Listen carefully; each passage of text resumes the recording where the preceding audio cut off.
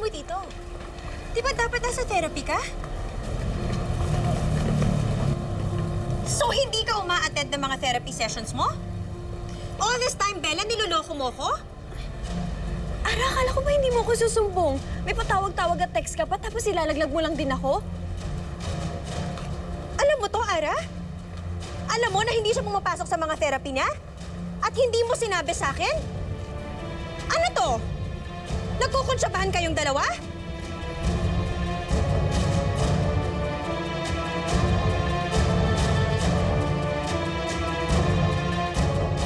Emma, kasi po...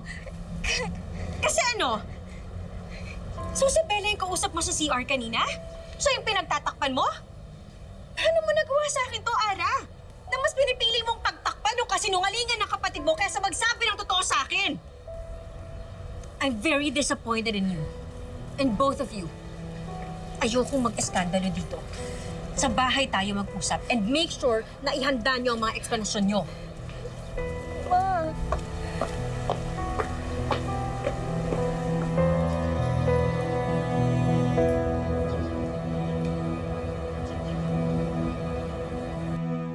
Sabi mo sa akin na sisiguraduhin mo na pumupunta ang kapatid mo sa therapy niya.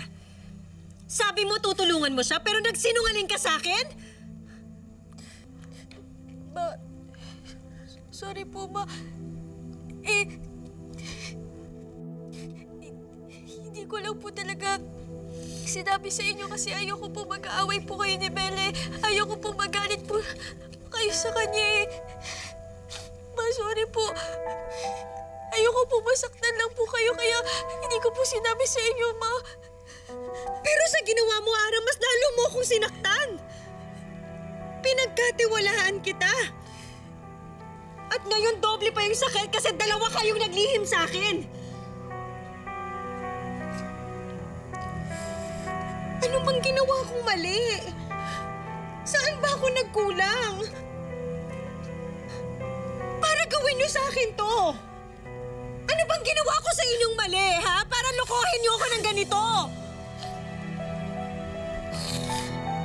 Kasi sinabi ko na po sa inyo Una pa lang na hindi pa ako handa magpa-therapy.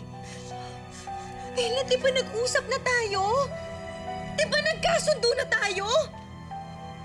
Ano bang problema mo? Bakit ayaw mo bang tulungan yung sarili mo? Bakit ba ayaw mong gumawa ng paraan para gumaling ka, Bella?